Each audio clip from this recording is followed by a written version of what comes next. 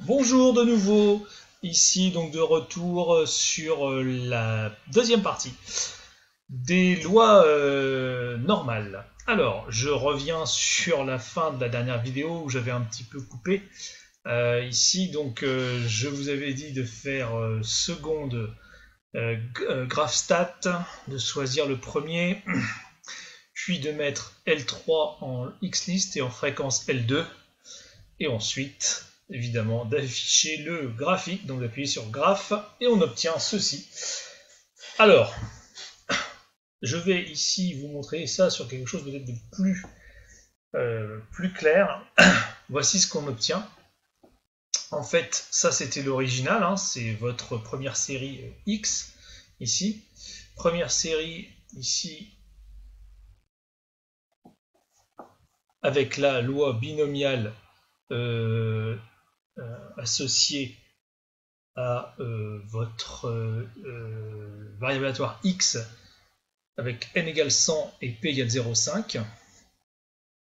Alors ensuite, ici, nous allons afficher voilà, ce que l'on obtient après avoir centré réduit. Alors vous vous rendez compte ici hein, qu'on obtient quelque chose de centré, donc centré en 0. Hein. Donc, par rapport à la calculatrice, hein, où c'est un peu plus ici imprécis, moins détaillé, il y a moins de ici de bâtons, etc. Vous avez donc dans ce logiciel ici, GeoGebra, quelque chose de beaucoup plus précis. Alors, maintenant revenons à l'énoncé. Hein, donc je reviens, on vous demande ici d'observer. Alors ici, eh bien, on a une translation d'abord, hein, puisqu'on a tout déplacé vers la gauche, puisqu'on a retiré à toutes les valeurs, on a retiré mu, c'est-à-dire 50. Hein, donc ici, tout a été décalé de 50 vers la gauche, mais plus que cela, puisqu'on a tout divisé par 5, eh bien, il faut que vous compreniez que chaque valeur a été divisée par 5. Donc imaginez que chaque intervalle de vos rectangles là a été divisé par 5. Donc on a des rectangles 5 fois moins larges. D'accord? Les valeurs sont 5 fois moindres. C'est pour ça que ici, ça ne va que de moins 10 à 10, en gros, hein, et non pas ici de 0 à 100. Alors regardez bien, hein, de 0 à 100, vous avez 100 valeurs, en gros, et bien de moins 10 à 10, vous avez 20 valeurs, 5 fois moins. C'est pour ça qu'on a quelque chose de plus petit. Alors, je reviendrai dessus après, mais ne perdez pas ça de vue. Hein. Donc on a centré, puis réduit ici les intervalles divisés par 100. Alors je reviens à l'énoncé. Question 3. Alors, petit c, hein, bien sûr je reviens. Donner un procédé géométrique pour obtenir ce nouveau nuage. Eh bien, le procédé géométrique, c'est la translation. Hein. Ici, on a translaté tout vers la gauche de 50. Alors, ici, retour donc à l'énoncé. Question 3. Approche de la loi de z par une fonction continue. Alors, bien évidemment, ici, on a, nous, la courbe de Gauss qui est bien connue. Alors, je vais ici vous montrer un petit peu comment on arrive à jouer avec la fonction de Gauss. Regardez bien la fonction que j'ai rentrée ici à gauche par rapport à la fonction de Gauss. Alors je vais vous la détailler. Hein. 1 divisé par racine de 2pi fois 5 au carré. D'accord. Donc là on reconnaît le coefficient avec ici 5, c'est-à-dire sigma qui est là, qui intervient dans la fonction sous la racine carrée, ici. Exponentielle de moins, alors c'est x moins 50, ici, au carré, et le tout sur 2 fois 5 au carré. Alors vous allez me dire, monsieur, c'est un petit peu complexe. Oui, je ne vous demande pas du tout de retenir ça, je vous demande juste de bien voir ici, similitude avec la fonction de Gauss. Eh bien, regardez, je vais afficher cette fonction. Regardez bien ici ce qui se passe. Et voilà. Extraordinaire. Cette fonction est en train de totalement modéliser, ici, la loi binomiale. C'est ça que je veux vous montrer. C'est quand n devient grand, vous avez une loi binomiale qui a l'air de suivre une loi ici continue, ou d'être suivie par une loi continue. Eh bien, cette loi continue, c'est ça, une loi normale. Alors, cette loi que je vous montre là, c'est une loi normale. Une parmi une infinité. Autant qu'il y a de n et de p possibles. Donc, une infinité. Donc, il y a une infinité de lois normales. Alors, regardez bien, c'est joli. Je vais bouger, du coup, là, regardez bien. Je vais faire bouger p et n. Regardez comment bouge la fonction. Donc, je bouge n, par exemple. Eh bien, vous voyez. La fonction épouse toujours la forme, ici, de la loi binomiale. Et si je bouge P alors, voilà, regardez. Alors bon, pour P, là j'aurais pu prendre quand même quelque chose de plus joli. Je vais essayer de prendre quelque chose un petit peu plus chouette. Donc je vais prendre un incrément, non pas de 1/10, mais allez, 1/1000. Voilà. Et on y va. Allez. Alors regardez bien, hein. Voilà. Alors c'est lent parce que les calculs sont très longs, hein. Mais vous voyez, hein, la fonction change, comment dirais-je, l'histogramme change, mais les deux sont toujours associés. Et regardez bien à gauche, qu'est-ce qu'on a? Eh bien, on a notre ici diagramme centré réduit qui, lui, reste toujours centré et réduit. D'accord? Hein, bon, on voit que ça bouge un petit peu, mais en fait, ça épouse toujours la même forme, et surtout, ça suit bien la hauteur du premier graphique. Hein. Ça suit bien la hauteur. Voilà. Donc là, ici, la courbe de Gauss. Alors, que se passe-t-il si je rentre la courbe de Gauss? Voilà. Donc, ici, la courbe de Gauss, hein, j'ai rentré son expression, hein, vous l'avez dans votre cours, hein, sur racine de 2pi exponentielle de moins x carré sur 2. Alors, cette courbe de Gauss, lorsque je centre et que je réduis une loi binomiale, comme j'ai fait ici, hein, entre mes deux, ici, histogrammes, d'accord? Eh bien, affichons cette courbe, voilà. Alors là, surprise, nous avons ici, malheureusement, alors c'est un petit peu lent parce que, voilà, le logiciel est très surchargé en calcul.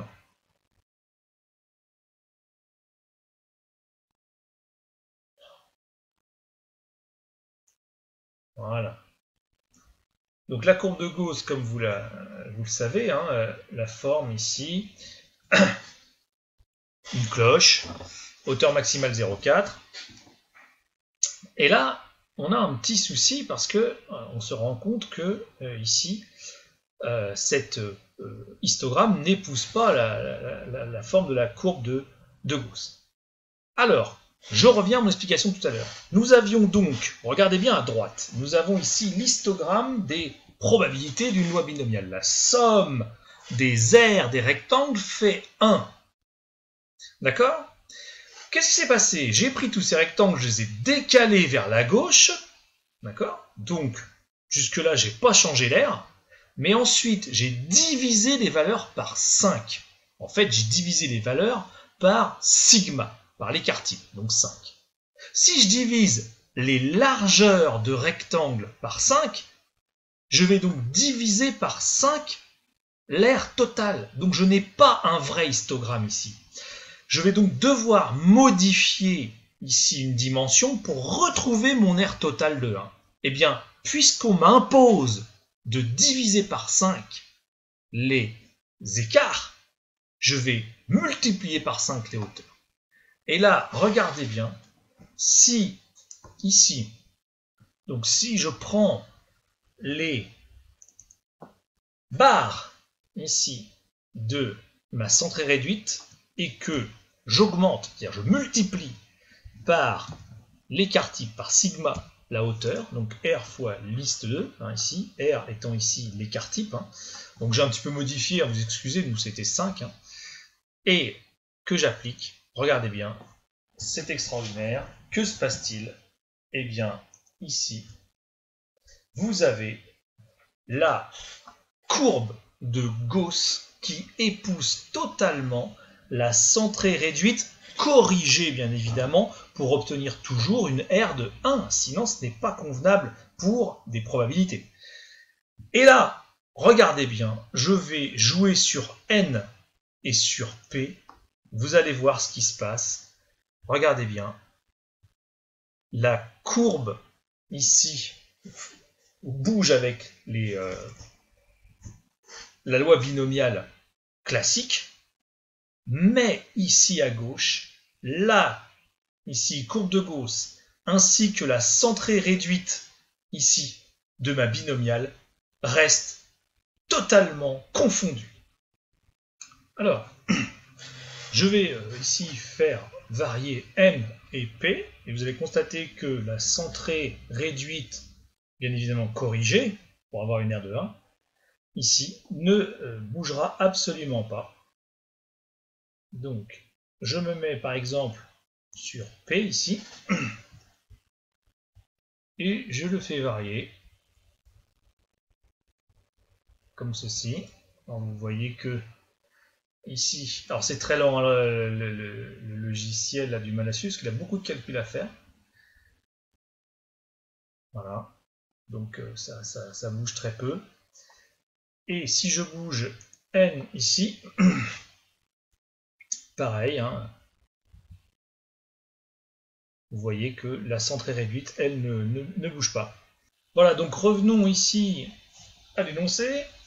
Donc nous avons terminé, hein, ici, puisque on nous fait tracer en fait deux courbes, hein, ici, en fait la courbe de Gauss que vous avez, et une autre courbe, hein, qui est ici la courbe en fait qui était plus petite, hein, eh bien ici c'est la courbe de Gauss qui va ici épouser la forme de l'histogramme modifié. Alors ensuite, qu'est-ce qu'on nous raconte? Eh bien on nous explique qu'effectivement on peut après faire des calculs pour n'importe quelle loi binomiale à partir de la centrée réduite. Puisque si vous prenez votre variable x qui suit une binomiale particulière, il suffit ensuite de se ramener à la centrée réduite qui est la même pour toutes. Hein, vous avez vu, hein, à la fin je n'avais qu'une seule cloche, la centrée réduite, là, avec tout le diagramme à l'intérieur qui épousait la courbe de Gauss. Donc en fait on peut toujours ramener n'importe quelle loi binomiale à la loi centrée réduite qui est là. C'est-à-dire, ici, comme une loi binomiale se comporte comme une loi ici que je vais appeler normale, hein, n'oubliez pas ma deuxième ici courbe qui suivait tout le temps les lois binomiales, eh bien je pourrais ici faire un calcul par une intégrale en fait. Donc, je me résume, qu'est-ce qu'on va faire? On va ici laisser un peu de côté les lois binomiales, on ne va regarder que les cloches, d'accord? On va dire que n'importe quelle cloche que j'ai obtenue à partir d'une binomiale, ça s'appellera une loi normale, d'accord? Caractérisée évidemment par son centrage, donc moi c'était 50 tout à l'heure là avec mon exemple, mais ça pourrait être n'importe quoi, et son écart type, sigma. Et à partir de là, hein, je sais que c'est directement lié avec la centrée réduite. Alors, bien évidemment ici, pour calculer la proba d'être compris entre 45 et 55 pour x, ça me revient à calculer ici, pour z, hein, la centrée réduite, sa probabilité d'être compris entre moins 1 et 1. Mais ça, j'ai appris à le faire dans, dans la vidéo précédente, et la fiche d'exercice que je vous ai donnée avant. Alors, le petit b, c'est quoi? En observant les graduations des diagrammes obtenus en 1 et 2, c'est exactement ce que je vous ai raconté tout à l'heure. Pourquoi il faut multiplier par 5? Donc là, à la première lecture, ça c'est totalement incompréhensible. Maintenant, on comprend très bien pourquoi ils font 5 fois l'intégrale.